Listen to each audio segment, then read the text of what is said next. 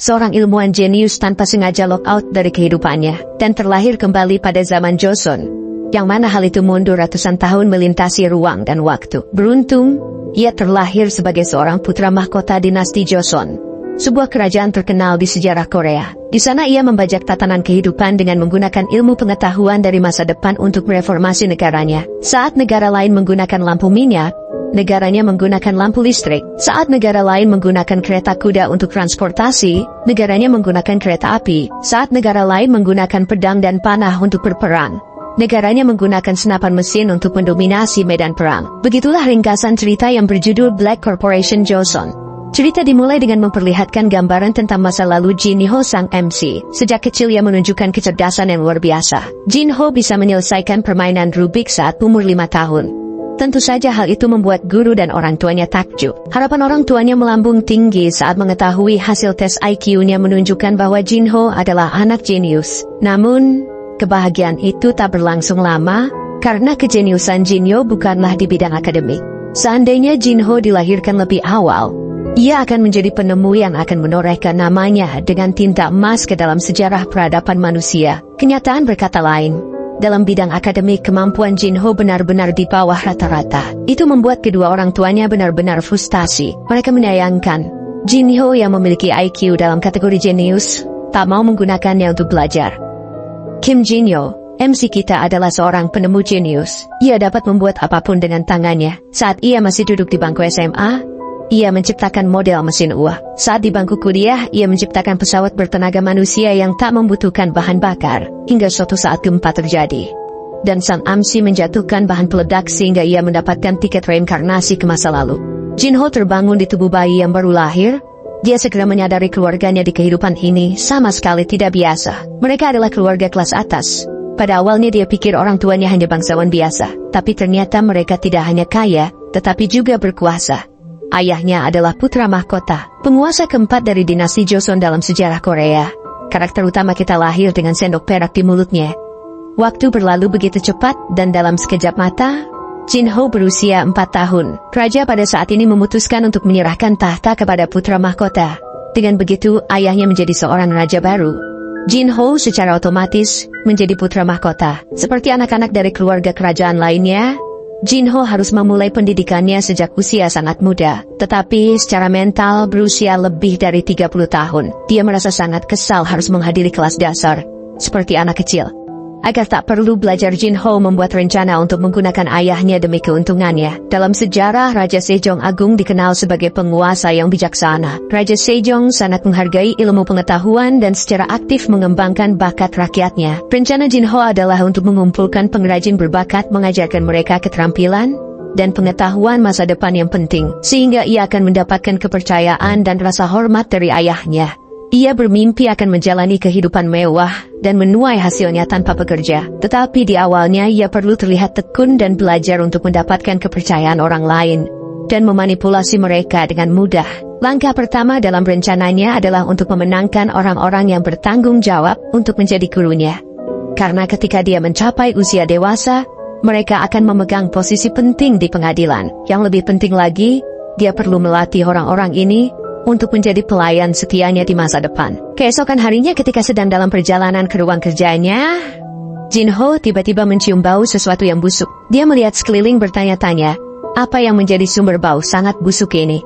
Kemudian tepat di depannya, Jin Ho melihat seonggok besar kotoran di rumput. Dia pikir serius, apakah orang zaman dahulu buang air di sembarang tempat dimanapun yang ia inginkan? Saat itu sekelompok Dayan lewat sambil membungkuk memberi hormat kepada putra mahkota. Jin Ho hendak melanjutkan perjalanannya, namun bau busuk menusuk hidungnya lagi. Dia menoleh dan menyadari bahwa Dayang terakhir dalam kelompok itu secara tidak sengaja menginjak kotoran itu, dan gaunnya terkena kotoran tersebut. Jin Ho marah. Dia menyadari pelakunya di balik kekacauan ini adalah seorang Dayang dari istana. Sebagai seseorang dari dunia modern, dia tidak bisa mentolerir perilaku tidak sehat seperti itu. Jin Ho bertekad untuk mencegah hal ini terjadi lagi. Kemudian Jin Ho memutuskan untuk berbicara dengan gurunya. Dalam perjalanan saya ke sini hari ini, saya melihat seorang Dayang dengan kotoran di gaunnya. Wajar jika seseorang buang air, tapi kalau terkena pakaian itu tidak bisa diterima. Seorang guru berpendapat bahwa pakaian tidak hanya menutupi tubuh, tapi juga mewakili status sosial. Jadi beberapa ketidaknyamanan seharusnya bisa dimaklumi. Dengan pola pikirnya yang modern, Jin Ho langsung menghentikan perkataan sang guru. Jin Ho bicara dengan logika tajam. Bahkan jika seseorang memakai pakaian compang-camping, kebajikan mereka akan tetap bersinar di dunia. Tidakkah kau lihat bahwa menilai status seseorang berdasarkan pakaiannya sudah ketinggalan zaman? Para guru terdiam menyadari mereka tidak bisa berdebat dengannya. Mereka dengan cepat mengubah topik pembicaraan. Salah seorang guru berkata, "Ini bukan sesuatu yang bisa diselesaikan dalam semalam yang mulia. Apakah Anda punya pertanyaan lain?" Jin Ho mengutuk mereka dalam hati karena kesal dengan sikap mengelak mereka. Jin Ho melanjutkan diskusinya. "Baru-baru ini saya membaca laporan tentang Pulau Tsushima yang diserbu. Dikatakan bahwa semua orang dari bangsawan hingga rakyat jelata harus mendaftar karena jumlah angkatan pertahanan sangat tidak memadai. Mengapa kita tidak melatih angkatan laut?" Jin Ho melontarkan rentetan pertanyaan yang membuat para guru tergagap. Sepertinya mereka telah dibungkam. "Saya juga ingin tahu, mengapa kita tidak mengevakuasi warga sipil dari pulau itu? Jika Anda khawatir tentang bajak laut Jepang yang menduduki tanah itu, bukankah lebih baik memindahkan orang-orang ke utara?" Semakin banyak Jin Ho berbicara, semakin berkeringat pula para guru. Karena tidak menyangka, putra mahkota begitu berpengetahuan tentang urusan nasional. Tetapi tidak peduli seberapa banyak Jin Ho menekan, para rubah tua itu bersikeras bahwa ini adalah masalah di luar kontrol mereka. Mendengar ini hanya membuat Jin Ho semakin marah. Tetapi tidak ada yang bisa dia lakukan.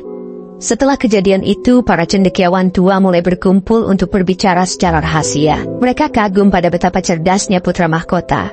Meskipun dia baru berusia 5 tahun, dia sudah lebih pintar dari gurunya. Mereka berdiskusi di antara mereka sendiri mengatakan bahwa jika putra mahkota sudah secerdas ini, mereka harus mengajarinya topik yang lebih sulit.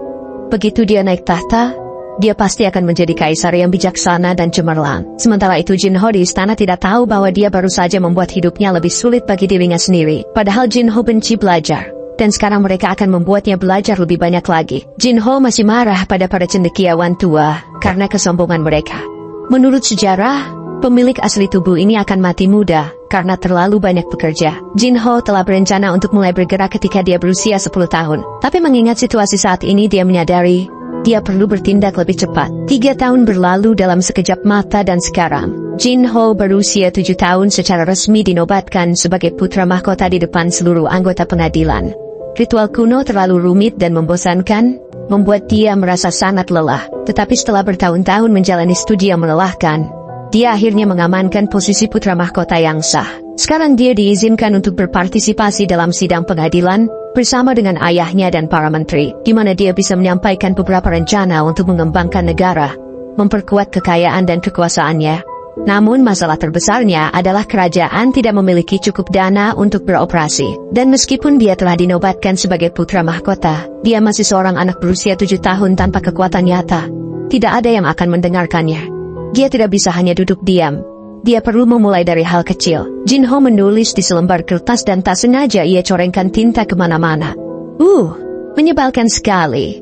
Ia bergumam. Tak peduli berapa kali ia menggunakan kuas, ia tetap tak terbiasa dengannya era ini. Tiba-tiba sebuah ide muncul di benaknya. Itu saja, daripada menangani reformasi besar, aku harus mulai dengan ketidaknyamanan kecil ini sebagai permulaan. Di luar workshop, pandai besi bekerja dengan besi panas, membentuknya menjadi berbagai bentuk senjata. Ini adalah divisi pasukan militer fasilitas kekaisaran yang bertanggung jawab untuk memproduksi senjata. Saat Jin Ho lewat, pemandangan itu membuatnya bersemangat hanya karena mencium bau besi panas. Aku merindukan bau logam.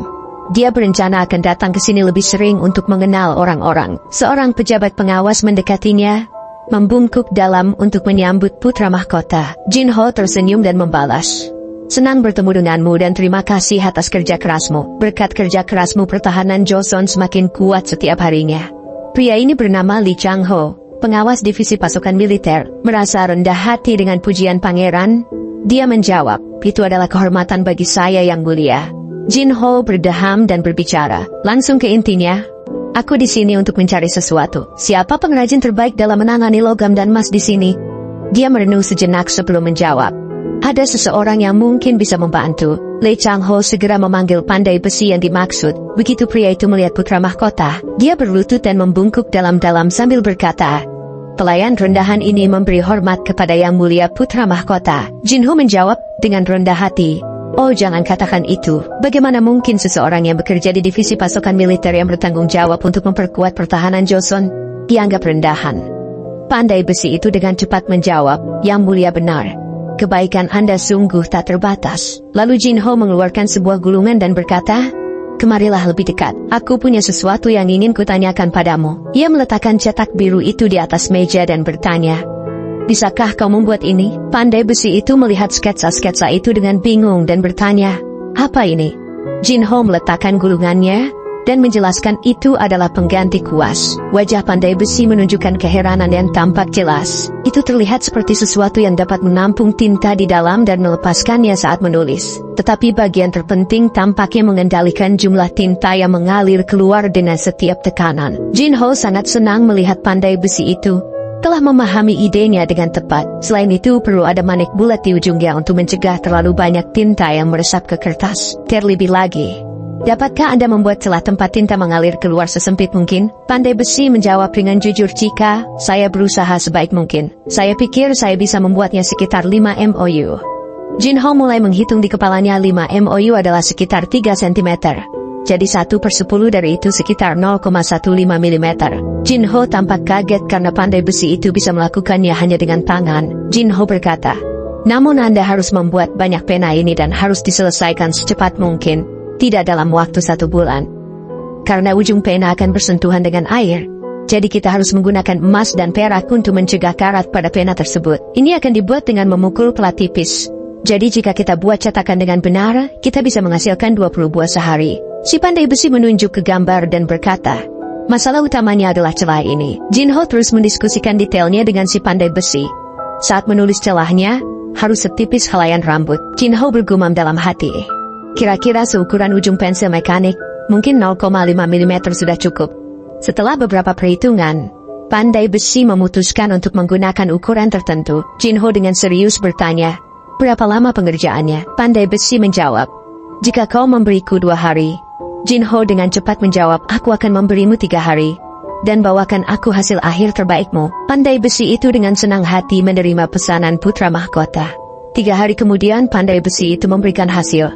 Akhirnya, ia membuat 5 mata pena yang masing-masing memiliki ketebalan celah yang berbeda. Pandai besi itu berkata, silakan mencobanya dan pilih yang paling Anda sukai. Jin Ho menempelkan mata pena ke badan pena dan mengangguk. Dengan lembut mencelupkan mata pena ke dalam baki tinta dan membuat goresan cepat di atas kertas. Mata pena menghasilkan garis elegan yang halus melebihi harapannya.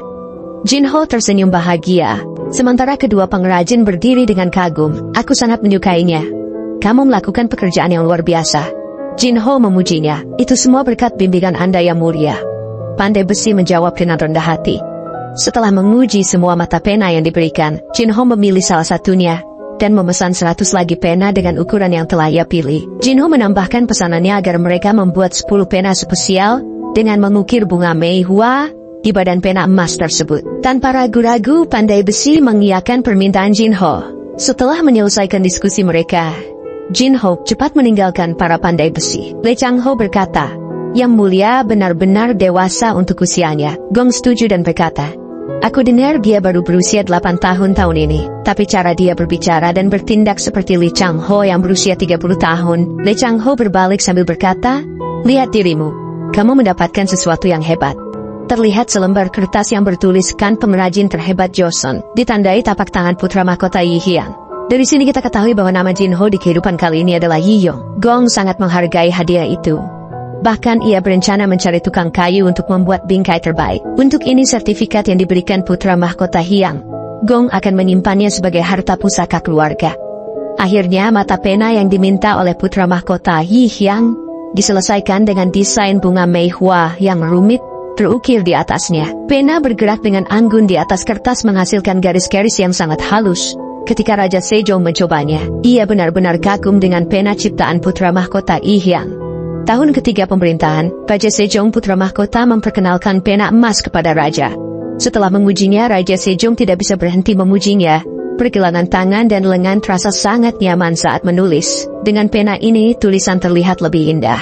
Bahkan ketika menulis dengan cepat, Raja Sejong berkata, putra mahkota telah menciptakan sesuatu yang benar-benar mengagumkan. Putra mahkota dengan rendah hati menjawab, bahwa dirinya tak tahu bagaimana harus bersikap karena merasa tak layak mendapat pujian Raja Sejong.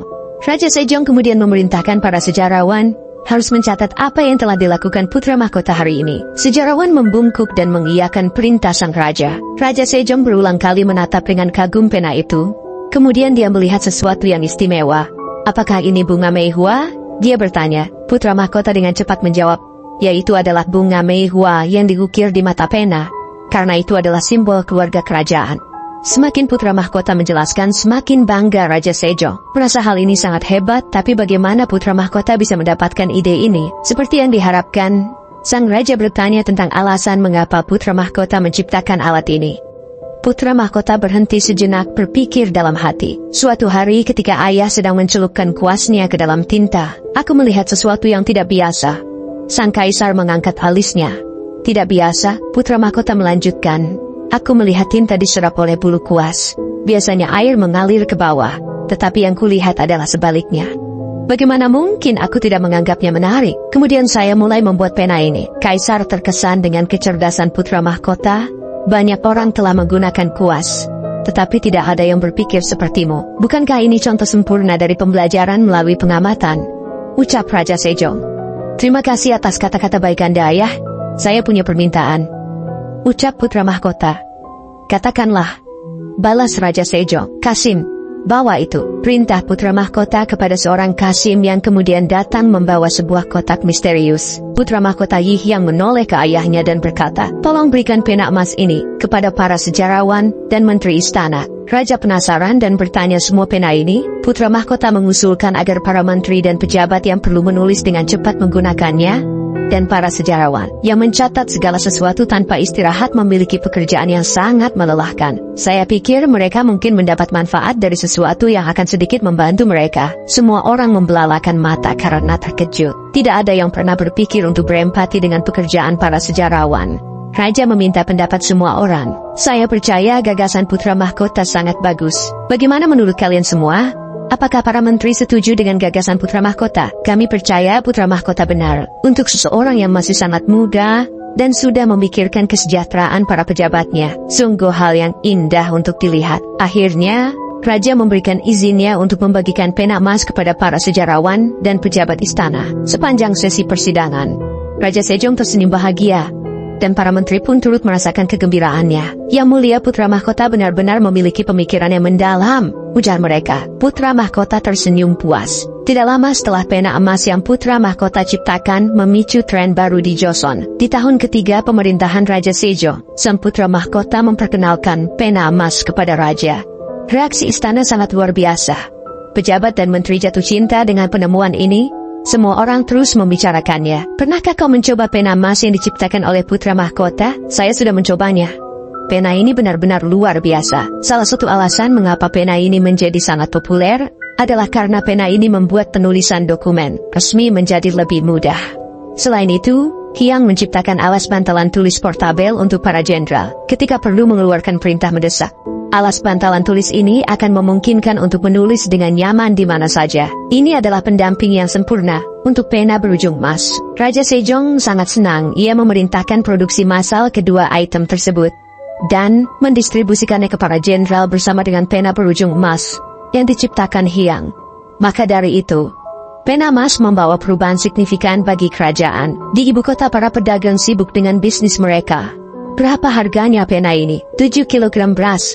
Tapi untukmu aku diskon menjadi seharga 6,5 kilo beras, jawab pedagang itu. Kemudian dia mencoba pena emas yang akan ia beli. Pelanggan itu takjub dengan keindahan dan bagaimana mudahnya menggunakan pena dibanding kuas. Ini adalah pena dengan ujung pena emas yang dibicarakan semua orang, ya. Penjaga toko itu membalas. Ini adalah pena yang dipromosikan oleh kaisar dengan ukiran bunga plum yang indah. Lelaki itu kagum. Pena itu benar-benar indah. Pelanggan itu tersenyum dan menambahkan bahwa pena itu juga mudah dibawa kemana-mana dan sangat praktis ketika ia perlu menulis sesuatu dengan cepat.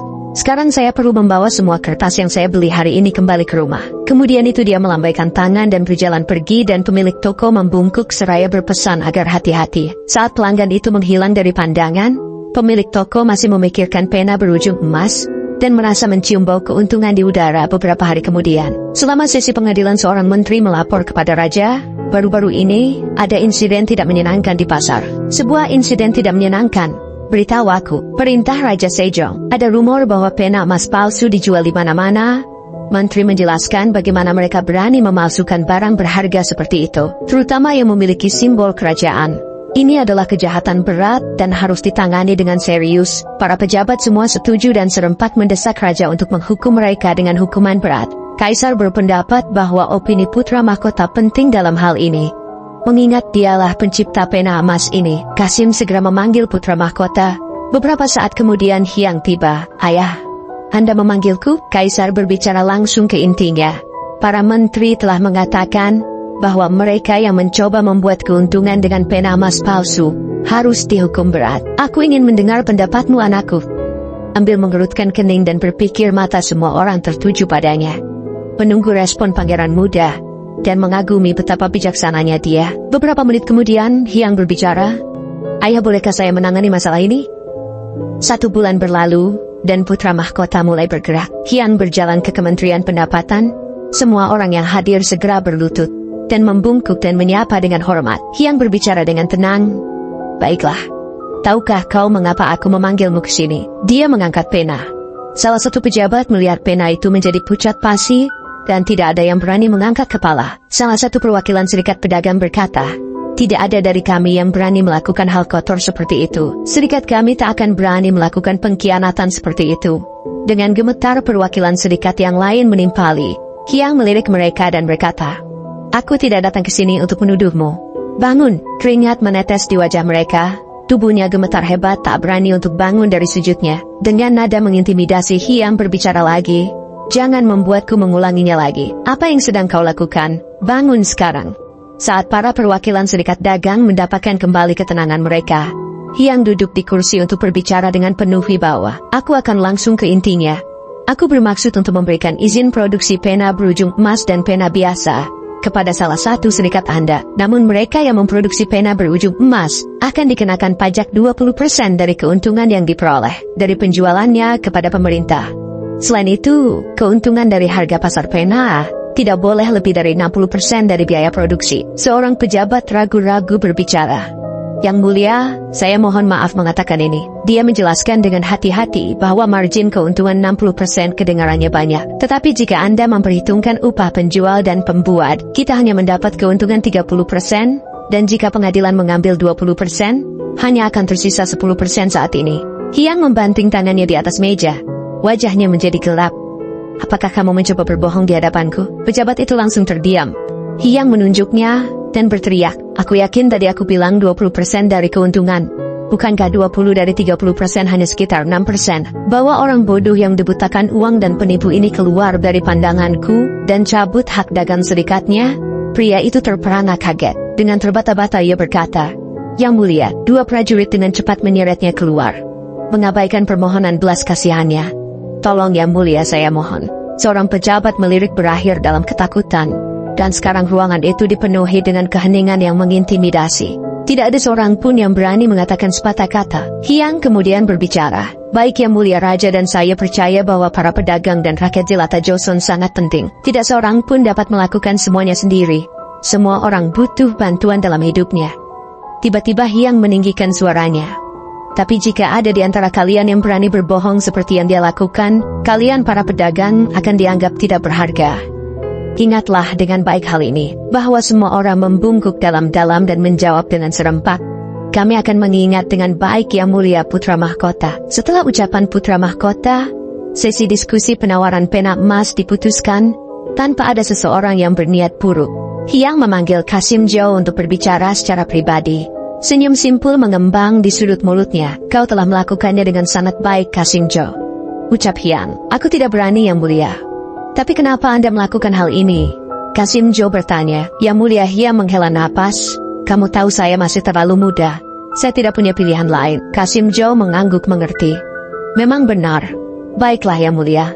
Dengan izin Anda saya undur diri dan beristirahat." Hyang dalam hati merasa sangat puas karena semuanya berjalan lancar. Seorang pejabat tiba-tiba berbicara. "Yang mulia, saya Jenderal Sung ingin mengatakan sesuatu. Dia berbicara dengan nada tegas.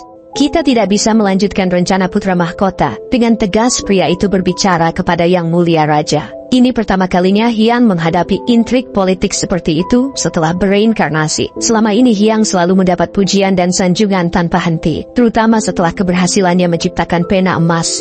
Kantung kas pemerintahan terus terisi secara perlahan. Padahal selama ini anggaran nasional tak pernah berjumlah besar seperti saat ini. Situasi keuangan secara bertahap membaik.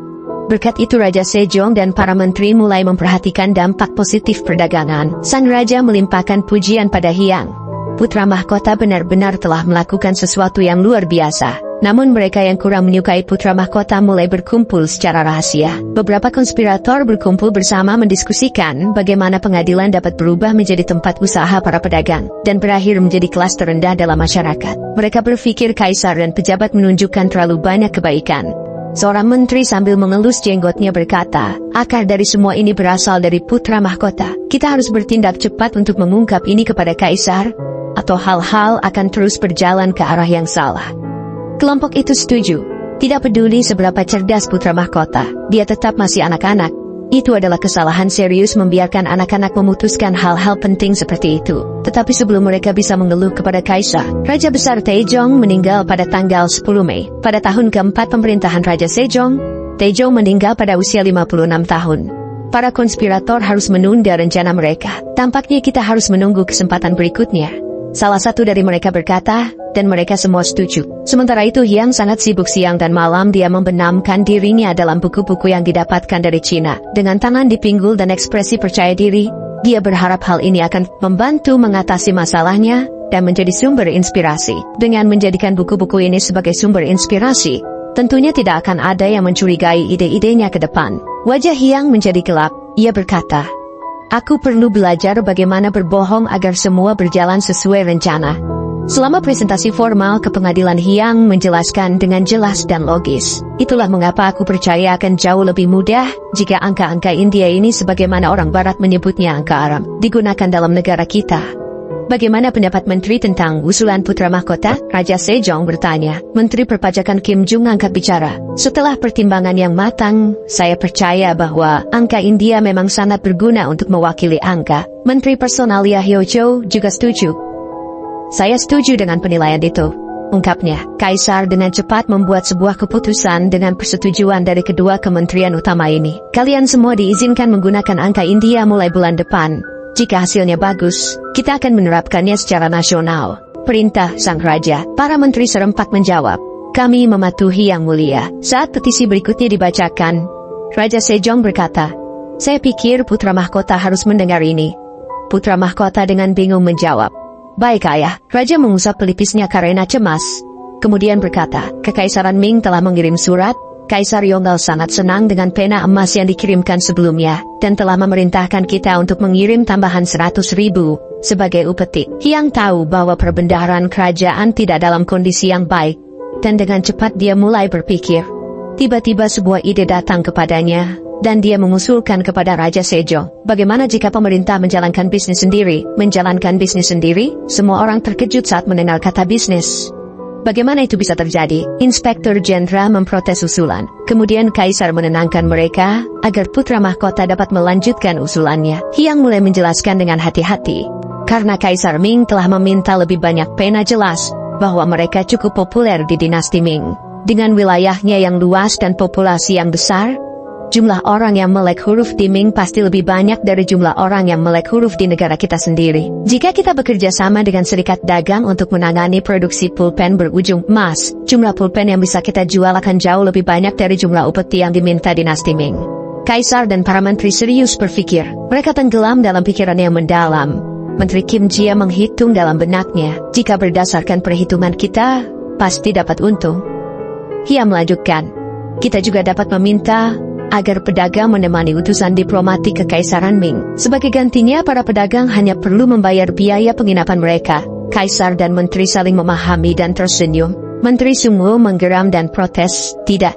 Kami tidak bisa mengikuti rencana putra mahkota. Dia menyampaikan alasannya, rencana putra mahkota pasti akan membawa kekayaan ke istana. Namun, seperti yang terjadi di masa lalu, kalau kita mendapat banyak harta, Orang-orang akan tenggelam dalam kemewahan. Ini akan mengarah ke tirani, di mana jalan raja yang sebenarnya akan mustahil dicapai. Tiba-tiba seseorang menyela, "Saya Menteri Agama setuju dengan pendapat Inspektur Jenderal." Menteri Sung Yum berkata, "Bagaimana kita bisa membiarkan pedagang rendahan menemani misi diplomatik ke Kaisar? Itu akan mencoreng kehormatan bangsa Joseon." Tampaknya putra mahkota belum sepenuhnya memahami urusan negara dan diplomasi. Saya percaya akan lebih baik bagi putra mahkota untuk fokus pada studinya dan belajar untuk melihat masalah bangsa melalui mata raja sejati. Yang dengan hormat bertanya kepada ayahnya, "Bolehkah saya jawabnya, Ayah?" Kaisar mengangguk. "Izin diberikan." Hyang menoleh ke Inspektur Jenderal Sung "Apakah kamu mengatakan bahwa jika kita menjadi kaya, orang-orang akan terlena dalam kemewahan dan pada akhirnya akan mengarah pada tirani?" "Ya benar, kalau melihat apa yang telah terjadi di masa lalu," Sung menjawab. Sebelum dia bisa menyelesaikannya, Hyang menyela, "Jika kita melihat ke masa lalu, orang harus memeras keringat dan darah mereka untuk mempertahankan kemewahan. Apakah kamu menuduhku memeras keringat dan darah rakyat? Bukankah sudah kubilang kita membawa kekayaan itu dari luar?" Sung membalas, "Meskipun hasilnya bagus, tidak ada jaminan ini akan terjadi lagi di kemudian hari. Ketika sesuatu berjalan, salah rakyatlah yang akan menderita." Hyang berhadapan langsung dengannya dan berkata, "Apakah Anda hanya hidup untuk hari ini, Jenderal Sung Tanpa kehilangan ketenangannya, Sung bertanya, "Apa yang Anda katakan?" Tanpa ragu Hyang berkata, "Bagaimana kau bisa begitu yakin bahwa pena emas hanyalah satu kali penjualan? Dan para pedagang tak hanya menjual pena emas." Sang mengerutkan kening. "Apakah ada pejabat tinggi yang menggunakan pena emas? Pada awalnya mungkin banyak yang membelinya karena rasa ingin tahu, tapi pada akhirnya pena itu tidak akan pernah bisa dibandingkan dengan keanggunan kuas tradisional. Itu hanya akan menjadi mainan belaka, tidak lebih." Menteri Pendapatan Kim Ji-am menyela, "Jenderal besar, Anda salah. Apakah Anda tahu berapa banyak pena emas telah terjual dalam satu bulan? 400 di level pemerintahan dan lebih dari 1.000 secara keseluruhan." Song terkejut.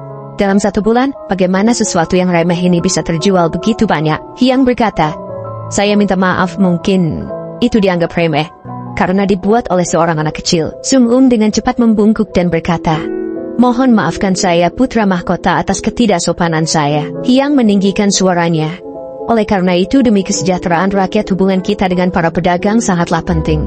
Hyang kemudian memanggil Kasim. "Bawalah buku dari ruang kerjaku yang berjudul Geography of the World." Beberapa saat kemudian buku itu ada di tangan Raja Sejong. "Ini adalah salah satu buku yang saya kumpulkan berkat utusan yang kami kirim ke dinasti Ming. Buku ini merinci geografi dan produk daerah dinasti Ming serta negara-negara tetangganya. Buku ini juga mencatat bahwa dinasti Ming dan dinasti Dolviet memanen lebih banyak gandum daripada kerajaan Joseon kita. Mereka juga mempunyai cadangan makanan yang melimpah." Hyang melanjutkan, "Banyak dari rakyat kita yang miskin menderita kelaparan karena panen kita sangat sedikit akibat kekeringan dan kelaparan musim semi. Jadi kita harus menggunakan keuntungan dari para utusan untuk membeli gandum untuk memberikan bantuan bagi rakyat kita." Sekali lagi Sung keberatan. Dengan lantang ia berkata, "Jalan raja yang sebenarnya artinya kemiskinan yang jujur, baik pemimpin maupun rakyatnya puas dalam kemiskinan, merasa senang bertindak jujur, dan membangun kebajikan." Hyang meninggikan suaranya, "Apakah Anda mengatakan kita harus bangga dengan kemiskinan dan menemukan kegembiraan dalam kejujuran? Apakah kau lihat rakyat benar-benar ingin hidup dalam kemiskinan yang jujur? Rakyat saat ini hanyalah miskin. Mereka mati kehausan di musim panas, mati membeku di musim dingin, dan mati kelaparan di musim semi. Di situasi seperti itu, siapa yang mau memuji pemimpin atas kebajikannya?" Hyang berbicara dengan tegas. "Ada pepatah, bahkan seorang bangsawan akan melompati tembok jika anaknya kelaparan selama 3 hari. Tidak ada orang tua yang bisa duduk diam ketika anak-anaknya kelaparan. Raja adalah ayah dari rakyatnya. Anak-anaknya menangis karena kelaparan. Bukankah seharusnya seorang ayah melakukan sesuatu untuk anak-anaknya?" Mendengar kalimat itu, tanpa sadar Raja Sejong berseru dengan penuh semangat, "Anakku, pidato yang bagus." Para juru tulis bingung melihat sekeliling. Sebelum buru-buru menuliskan apa yang telah dikatakan, Raja Sejong berdehem dan para pejabat istana yang menentang gagasan putra mahkota hanya bisa terdiam memandangi sang raja. Kaisar mengambil waktu sejenak untuk mendapatkan kembali ketenangannya, sementara Hyang memperhatikannya. Keheningan terus berlanjut saat semua orang menunggu dalam diam. "Putra mahkota, silakan lanjutkan," perintah sang raja. "Baik, Ayah." Para menteri dan bangsawan di luar istana dapat menahan lapar karena mereka mengerti mengapa mereka harus menahannya dan bagaimana melakukannya. Tetapi rakyat jelata tidak memiliki pengetahuan itu, dan tidak tahu bagaimana cara menahan lapar. Jika kita ingin mengajari mereka, kita setidaknya harus mengurangi rasa lapar mereka. Itu benar, kata Raja Sejong seraya membanting tangannya ke atas meja dengan keras. Semua orang di istana menyaksikan dan terdiam. Hyang berpikir dalam hati, ayahku begitu bersemangat hingga dia akan meledak. Mari segera kita akhiri persidangan untuk hari ini. Hyang melanjutkan, sepanjang sejarah, sejak dahulu kala keinginan rakyat adalah keinginan langit. Sekalipun kita menegakkan kebajikan, apa yang akan dipikirkan para dewa tentang kita jika rakyat masih menangis dalam kesengsaraan? Terlebih lagi ada pepatah mengatakan manusia mengusulkan, Tuhan berkehendak setelah melakukan segala daya kita. Bukankah seharusnya Tuhan yang menentukan? Kita tunggu saja bagaimana tanggapan Tuhan. Namun ketika kekeringan atau wabah melanda, para menteri mengatakan bahwa hal itu terjadi karena raja telah kehilangan kebajikannya dan menuntut agar raja menanam kebajikan dulu.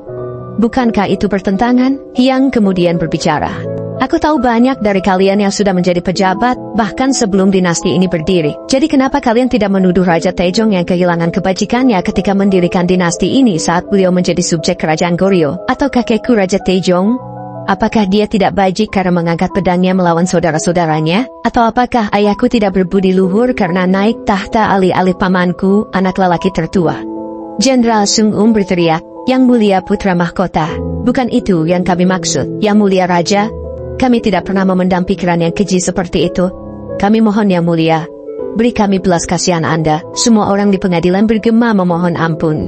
Kaisar berbicara, kata-kata putra mahkota agak kasar. Saya harap para menteri akan memaafkannya. Berhati-hatilah dengan kata-katamu. Hyang dengan cepat menjawab, saya akan mengingatnya ayah. Kaisar menoleh ke para menteri.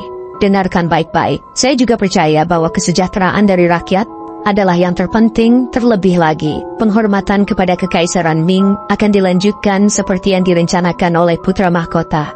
Semua orang menundukkan kepala dan mematuhi perintah raja. Putra mahkota, apakah ada hal lain yang ingin kau tambahkan? Hyang dengan cepat menjawab, saya rasa akan lebih baik untuk membayar rakyat dengan gandum untuk kerja keras mereka, daripada hanya memberi mereka bantuan ayah. Raja terkejut mendengar ini. Bayar mereka dengan gandum kamu bilang? Hyang menjelaskan secara rinci. Kurangnya hujan merupakan penyebab utama kekeringan tidak adanya. Sistem irigasi di waduk juga faktor penting yang harus kita persiapkan untuk menghadapi kekeringan. Adalah dengan membangun waduk di setiap kota dan memperbaiki waduk yang sudah ada. Saya pikir kita bisa memobilisasi rakyat untuk melakukan pekerjaan ini dan membayar mereka dengan makanan. Dengan cara ini, kita bisa mencegah kelaparan. Bukankah ini seperti melewati 2 pulau dengan 1 kali dayung? Bagaimana menurut kalian, para menteri? Raja berbalik dan bertanya. Para menteri menjawab, kami percaya ini adalah ide yang bagus yang mulia. Raja memberi perintah putra mahkota untuk kembali ke istana. Hyang memukul hormat dan menjawab, baik ayah. Raja tiba-tiba teringat sesuatu dan berkata, agar Hyang berpartisipasi dalam sidang di istana setelah ritual leluhur selesai. Terima kasih ayah telah mengizinkan putra muda dan tidak berpengalaman ini untuk bergabung dalam sidang istana dalam membahas urusan politik, jawab Hyang sambil berbalik dan pergi. Raja berdiri dan mengakhiri sidang untuk hari ini. Semua orang dipersilahkan pergi. Baik yang mulia, mereka semua menjawab. Tapi sebelum ada yang bisa bergerak, Raja berpesan dengan suaranya menjadi lebih dalam dan lebih serius. Mungkin aku juga harus mempertimbangkan apa yang sebenarnya kalian pikirkan tentang dinasti ini. Para menteri dipenuhi dengan rasa takut berkata, Yang mulia, kami tidak pernah memikirkan ketidaksetiaan begitu. Tidak sekalipun, tolong kasihani kami. Dengan wajah gelap Raja berteriak, kembali bekerja. Seketika suara para menteri bergema memohon belas kasih dan pengampunan kepada Raja. Saat mereka meninggalkan ruangan, para menteri berbisik satu sama lain. Satu langkah salah dan bisa terjadi pertumpahan darah. Bisik salah seorang. Dia tidak hanya membawa darah Raja Taejong, tetapi juga para penguasa sebelumnya. Menteri Besar Sungguh menyela, berhenti bicara omong kosong. Kalian semua sebaiknya menjaga lidah kalian. Aku hanya khawatir tentang masa depan bangsa ini. Apakah ini benar-benar akhir dari semuanya? Ia menghela napas panjang. Yang lain memberi isyarat padanya untuk berhati-hati. Apakah kau tak tahu? Mulut adalah pintu menuju bencana. Ingat salah seorang. Suwu menghela napas lagi. Kita telah menderita kerugian besar hari ini. Kita telah meremehkan putra mahkota hanya karena dia masih muda. Salah satu menteri bertanya sambil mengerutkan kening. Jadi, apa yang harus kita lakukan sekarang? Su menjawab, jika tidak ada pilihan lain, kita mungkin harus mengajukan petisi pengunduran diri. Mendengar ini, Yang lain saling pandang, mengundurkan diri, gumam salah seorang. Sungguh melanjutkan. Namun, adalah tugas kita untuk memberi nasihat jika raja tersesat. Bahkan buku-buku kuno mengatakan, seorang penguasa yang bijak harus mendengarkan suara rakyat. Saya akan memastikan raja tetap menjadi penguasa yang bijak. Kata-katanya syarat makna. Sementara itu, di tempat lain, Permaisuri sedang bertanya tentang sidang pengadilan pagi. Kudengar putra mahkota membuat kehebohan di sana, katanya. Raja tampak kelelahan. Ia menceritakan bahwa putra mahkota tidak melakukan kesalahan apapun. Justru sebaliknya, putra mahkota berbicara dengan sangat baik. Raja berkata, aku adalah yang menyebabkan keributan itu. Aku tidak dapat mengendalikan diriku sendiri, dan akhirnya mengulang caraku bicara seperti saat aku masih menjadi putra mahkota. Ratu tertawa terbahak-bahak, hingga air mata mengalir di pipinya. Sayang sekali aku tak bisa melihat sisimu yang itu, katanya. Raja, yang merasa malu, bergumam pelan, hentikanlah ratuku, aku sudah sangat malu. Namun, dia tersenyum. Ratu berkata, ekspresi wajah Anda tampak lebih cerah dari sebelumnya. Apakah Anda menyadarinya? Tanya Ratu. Raja, yang tampak bingung berkata, benarkah? Ratu menuangkan teh ke dalam cangkirnya. Silakan bicara dengan nyaman. Selain itu, tidak perlu bagi yang mulia untuk takut pada pena para juru tulis, bukan? Katanya seraya menyeruput tehnya. Raja menjawab, Anda benar. Prioritas utamaku seharusnya membuat diriku nyaman. Betul, kata-kata yang bijak, yang mulia. Puji Ratu.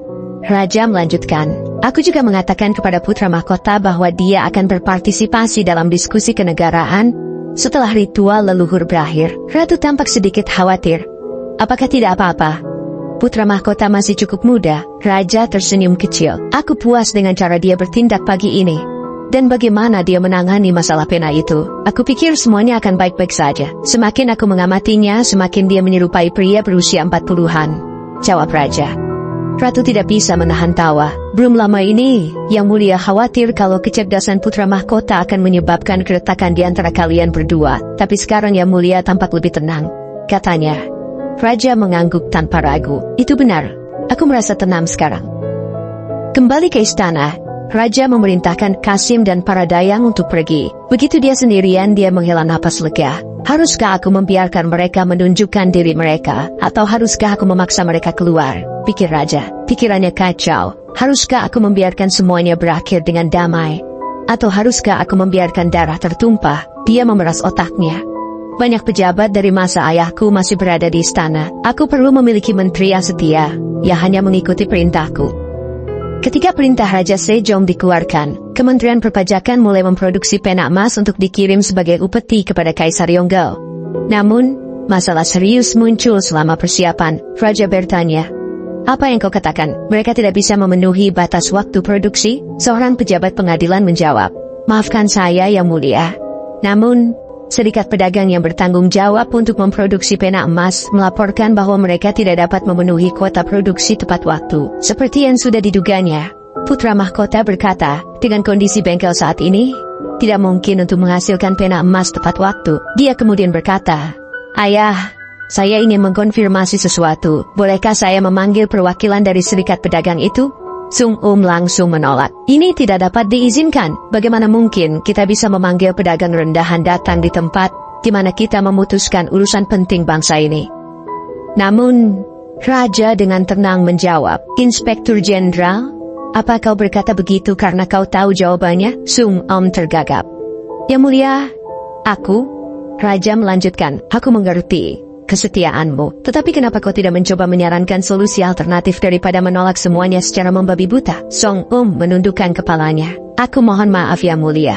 Raja kemudian memerintahkan untuk memanggil pedagang. Tidak lama kemudian, seorang pedagang dari serikat dibawa masuk dan berlutut di hadapan Raja. Hambamu yang rendah hati memberi hormat kepada Yang Mulia, ucap pedagang itu. Raja berkata, aku memanggilmu karena putra mahkota memiliki beberapa pertanyaan untukmu. Jawab dengan jujur. Baik Yang Mulia, jawab pedagang itu. Putra mahkota berbicara, aku mendengar bahwa serikatmu tidak dapat memproduksi pena emas tepat waktu.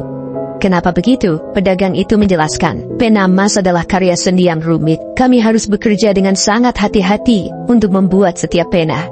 Bahkan jika kami mempercepat proses, tetap ada batasan. Putra mahkota bertanya lagi, jadi seluruh proses pembuatan setiap pena dilakukan oleh satu pengrajin? Apa benar? Itu benar, Yang Mulia. Pedagang itu mengonfirmasi. Putra mahkota berpikir sejenak sebelum menoleh ke arah ayahnya. Ayah, aku punya solusi. Tetapi aku perlu berbicara dengan para pengrajin dari serikat terlebih dahulu. Sang kembali memprotes. Ya Mulia, pertama seorang pedagang rendahan. Dan sekarang putra mahkota ingin memanggil seorang pengrajin ke tempat terhormat ini. Tolong pertimbangkan kembali. Namun, Raja kehilangan kesabaran dan berteriak. Diamlah, kenapa aku tidak boleh memanggil mereka jika ini menyangkut urusan bangsa? Sung masih tidak senang dan mencoba membantah lagi. Ya Mulia, saya hanya... Raja memotongnya dengan tajam. Jika kau terus membantah, aku akan mulai mempertanyakan kesetiaanmu. Ruangan menjadi sunyi. Tidak ada seorang pun yang berani berkata apa-apa lagi. Raja kemudian memerintahkan untuk memanggil para pengrajin. Setelah para pengrajin tiba, putra mahkota menyapa mereka. Aku mendengar bahwa setiap pengrajin bertanggung jawab atas seluruh proses pembuatan pena emas. Benarkah itu? Kelompok itu berlutut dan menjawab. Ya, Yang Mulia, putra mahkota melanjutkan. Aku punya saran untuk kalian semua. Daripada satu pengrajin melakukan seluruh proses, kenapa tidak membagi tugas? Satu orang bisa membentuk mata pena, yang lain bisa merapikannya, dan yang ketiga bisa mengukirnya. Apa pendapat kalian tentang perubahan ini? Para pengrajin saling bertukar pandang dengan terkejut sebelum menjawab. Itu mungkin, Yang Mulia. Kami akan butuh waktu untuk menyesuaikan diri. Tetapi begitu terbiasa, proses baru ini seharusnya lebih cepat dari cara kami bekerja sekarang. Putra mahkota mengangguk. Ini disebut pembagian kerja. Ketika banyak orang bekerja bersama, mereka dapat menghasilkan produk dalam jumlah lebih banyak dan lebih cepat. Raja terkesan. Itu masuk ke akal. Kami akan menunggu kabar baik dari kalian. Kalian boleh pergi. Setelah semua orang pergi, Raja bertanya kepada Jinho, dari mana kau mendapatkan ide cemerlang seperti ini, putra mahkota? Putra mahkota berpikir sejenak sebelum menjawab. Ketika aku mengunjungi dapur, aku melihat para asisten dan pembantu membagi tugas sesuai instruksi kepala koki. Aku mengingatnya, dan muncul ide ini. Raja tertawa terbahak-bahak. Anak ini menemukan ide yang sangat cemerlang dari hal-hal yang sering diabaikan orang lain. Putra mahkota benar-benar anak yang luar biasa. Bagaimana pendapat para menteri? Semua orang menjawab serempak. Kami sependapat, Yang Mulia. Putra mahkota sangat bijaksana. Namun, Song menentang dan berkata, saya percaya putra mahkota terlalu fokus pada hal-hal sepele. Yang Mulia, seharusnya putra mahkota menggunakan pikirannya yang tajam untuk mempelajari ajaran orang bijak. Sang Raja menjawab dengan tegas, mengapa Anda menganggap tindakan berpikir dan mengambil makna dari hal-hal yang biasanya diabaikan orang lain sebagai hal yang remeh? Bukankah orang bijak juga merenungkan hal-hal yang baik untuk bangsa dan rakyatnya, lalu berbagi pikiran mereka? Mengapa Anda begitu berpikiran sempit? Sung kebingungan dan mencoba menjelaskan, saya hanya menginginkan yang terbaik untuk putra mahkota. Yang Mulia, Raja mulai marah. Apakah ini seperti yang putra mahkota sebutkan tempo hari? Bahwa Anda pikir saya dan leluhur saya tidak layak untuk memerintah? Apakah itu sebabnya Anda berani mengatakan hal-hal yang tidak masuk akal seperti itu? Sang panik dan segera menjelaskan, saya tidak akan pernah berani memiliki pikiran tidak setia seperti itu. Yang Mulia, saya mohon pengertian Anda. Putra mahkota memperhatikan situasi ini dan berpikir bahwa sifat asli ayahnya sedang terlihat kembali. Kata-kata Sungwu memang sedikit picik, tetapi tidak sepantasnya Raja menekannya seperti ini. Memamerkan anak yang berbakat adalah hal yang biasa, tetapi menggunakan kekuasaan untuk menekan mereka yang tidak setuju adalah hal yang tidak pantas bagi seorang penguasa. Setelah beberapa saat, putra mahkota kembali ke Istana Timur, menutup pintu, dan duduk dengan tegang. Ia bergumam pada dirinya sendiri, aku penasaran apa yang akan terjadi jika aku tidak menemukan contoh pembagian kerja pada waktunya. Ia merenung lebih dalam. Belakangan ini, ayah sering memanggilku. Aku hanya ingin sedikit menonjol. Tetapi sepertinya aku malah menggali lubang kuburanku sendiri. Aku bahkan tidak menyadari bahwa konsep pembagian kerja belum ada selama periode ini. Putra mahkota melanjutkan pikirannya. Bahkan sebelum Adam Smith menyebutkan pembagian kerja, konsep ini telah terjadi secara alami selama waktu yang lama. Namun perubahan pembagian kerja ke dalam prinsip industri adalah hasil kesepakatan antara monarki absolut dan kebijakan sistem niaga. Ia merenungkan situasi di kerajaannya. Bagaimana dengan Joseon? Meskipun secara nominal merupakan monarki absolut, dari perspektif historis, ini sebenarnya adalah perjuangan antara raja yang ingin mempertahankan monarki absolut dan para pejabat yang mendukung sistem republik. Di sisi lain, rakyat menginginkan pemerintahan semi-republik, Seorang raja yang mencintai rakyat lebih dari para pejabat. Seorang raja yang memastikan kepentingan rakyat terlindungi dan memberi mereka kekuasaan sejati. Kesuksesan tidak bisa terjadi dalam semalam. Aku harus membangun langkah demi langkah untuk memperkuat kekuasaan ayah. Putra mahkota berpikir lebih jauh. Ayah juga ingin memastikan otoritasnya meluas hingga ke daerah-daerah paling terpencil di kerajaan. Untuk mencapai itu, aku membutuhkan kekayaan. Aku akan mengisi kas negara terlebih dahulu. Setelah membulatkan tekad, putra mahkota meninggalkan istana timur dan pergi ke aula utama. Raja terkejut melihatnya. "Mengapa kamu datang ke sini?" tanya sang raja. Putra mahkota menjawab dengan tenang. "Aku punya sesuatu untuk didiskusikan." Ruangan menjadi hening. Para pejabat yang hadir tercengang dan bertanya-tanya dalam hati, apa yang akan dilakukan putra mahkota kali ini? Terima kasih sudah nonton episode kali ini. Jangan lupa like, share, dan subscribe biar kalian gak ketinggalan update cerita selanjutnya. Tuliskan saran dan komen kalian di kolom komentar. Sampai jumpa di episode selanjutnya.